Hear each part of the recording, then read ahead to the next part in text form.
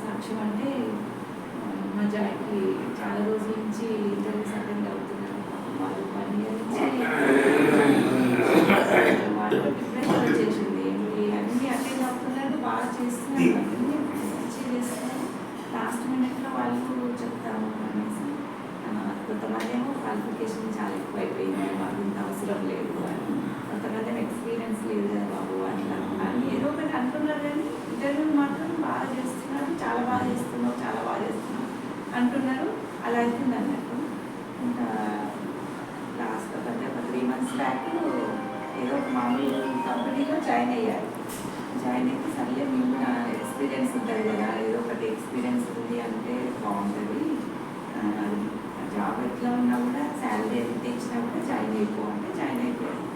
Join అయ్యాక 1 month అసలు ఎంత అంటే డైలీ నైట్ షిఫ్ట్సే వేసారండి, కంటిన్యూగా నైట్ షిఫ్ట్సే. నైట్ ఈవినింగ్ వెళ్తే మార్నింగ్ 4 o'clock 5 o'clockకి రావడం, 6 o'clockకి రావడం వల్ల వాడికి అస్సలు నిద్ర ఉండకపోయేది. నిద్ర ఉండకుండా మార్నింగ్ మళ్ళీ లేచి గౌరవ తయారైపోవడానికి టైం అయిపోయేది అన్నట్టు. వాళ్ళు తినడానికి టైం ఉండకపోయేది, పడుకోవడానికి టైం ఉండకపోయేది. వాళ్ళు ఇచ్చే ఏమంటారు ఒక 20,000 అలా ఇచ్చారు శాలరీ, అది కూడా 1 month. దానికోసం వాళ్ళు ఎంత స్ట్రగుల్ అయిపోయాడంటే 1 month మేము స్ట్రగుల్ అయ్యాము, వాళ్ళు స్ట్రగుల్ అయ్యారు. వాడి కోసం మేము లేసి వాడు పని చేయడము, వాళ్ళు పంపించడం, వాడు వచ్చేదాకా వాళ్ళు ఎప్పుడు వస్తారని చూడడము మాకు అట్లా డిస్టర్బ్ అయిపోయింది. అయితే దేవుడికి వల్ల ఇంకా అది వద్దునానా వదిలేసి ఇంకొకటి ఏదైనా మంచిగా వచ్చినప్పుడు ఇంటర్వ్యూస్ అటెండ్ అవ్వడం మంచిగా దేవుడే ఇస్తాడు అంటే ఇంకా వాళ్ళు వదిలేసి ఇంటర్వ్యూస్ అటెండ్ అయ్యాడు. అనుకోకుండా డెలైట్ వచ్చిందన్నప్పుడు ఇంకా అది 2 months బ్యాక్ నుంచి ఇంటర్వ్యూ కంటిన్యూగా ఇంటర్వ్యూస్ అవ్వడం, బ్యాక్గ్రౌండ్ వెరిఫికేషన్ అని అలా 2 months తీసుకున్నారు. వాళ్ళ టైం అంత మంచిగా అయ్యి వాటికి జాబ్ రావడము, నేను జాయిన్ అయ్యాడు. వాళ్ళని అందుకని ఫ్రైడే రోజు ఇంకా ఫోన్ చేసి ఆంటీ వాళ్ళని ఇంకా ప్రేయర్ చేయండి అని ఇట్లా రమ్మంటే ఆంటీ వాళ్ళు వచ్చారు. అప్పటికప్పుడు అనుకొని ఫోన్ చేశాను. ఆంటీ వాళ్ళు వచ్చారు, ప్రేయర్ చేసి వాళ్ళని ప్రేయర్ చేసి ఇంకా వెళ్ళి జాయిన్ అయ్యాడు. ఈరోజు ఓరియంటేషన్ మార్నింగ్ టు ఈవినింగ్ వరకు ఉంది. రేపటి నుంచి యాక్చువల్ టైమింగ్స్ ఏంటో చెప్పి రేపటి నుంచి వెళ్తారన్నట్టు.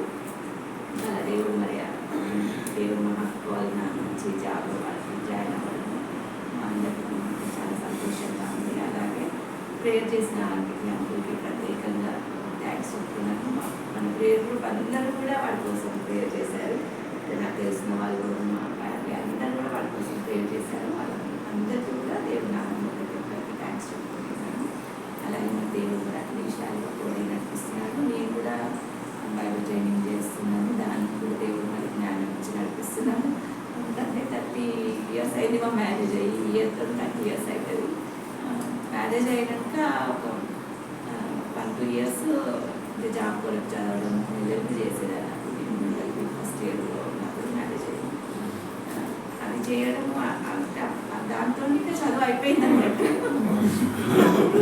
వదిలేసినామంటే ఇంకా బాబు పిల్లలను చూసుకోవడం, ఇల్లు ఇది అసలు ఏం టచ్ అంటే ఏం లేకుండా ఓన్లీ బైబిల్ చదువుకోవడం, ప్రేయర్ చేసుకోవడం ఇంట్లో అంతే. కానీ ఇట్లా కాలేజ్ ఇవన్నీ అన్నీ మర్చిపోయాం కదా. సడన్గా మళ్ళీ జాయిన్ అయ్యి అసైన్మెంట్ చేయడం అంటే టైం బ్యాలెన్స్ చేసుకోవడం, రాయడం, మళ్ళీ కూర్చొని అన్ని గంటలు కూర్చొని రాయడము. అసలు నిజంగా దేవుడు శక్తి ఇచ్చి నడిపిస్తున్నాడు. అవన్నీ చేసుకోవడానికి, ఇంట్లో పని చేసుకొని అదన్నీ చేసుకోవడానికి దేవుడిని అడిగించి నడిపిస్తున్నాడు. నిజంగా అసలు మళ్ళీ ఏదో కాలేజ్కి వెళ్ళిన డేస్ గుర్తొస్తున్నాయి. అట్లా దేవుడు అది ఆ విధంగా కూడా నడిపిస్తున్నందుకు దేవుడు మళ్ళీ ఇప్పటి వరకు ఏ ఆటంకం లేకుండా నేను చేయడానికి గొప్ప దేవుడు ఇచ్చినందుకు దేవుడికి వందనాలు. ఇంకా పూర్తిగా కంప్లీట్ చేసుకొని దేవుని నామానికి మహిమకరంగా నేను ఉండాలని, దేవుడికి సాక్షిగా జీవించాలని, మా కుటుంబం అంతా కూడా దేవుడికి ఒక సాక్షిగా జీవించాలని దేవునికి సంస్థ ఘనత దేవుడికి చెల్లిస్తున్నాను. దేవుడి కృపను బట్టి దేవుడికి వందనాలు చెల్లిస్తున్నాను. ఇంకా ట్రాన్స్ఫర్ అంటే దేవుడి చిత్తం, దేవుడు చిత్తంలో ఎప్పుడు దేవుడు నిర్ణయిస్తే అప్పుడు దేవుడు ఖచ్చితంగా ట్రాన్స్ఫర్ ఇస్తాడు అని నమ్ముతున్నాను. అందరి బట్టి కూడా దేవుడికి ధన్యవాదాలు చెల్లిస్తున్నాను. దేవుడికి సమస్తమైన చెల్లిస్తున్నాను.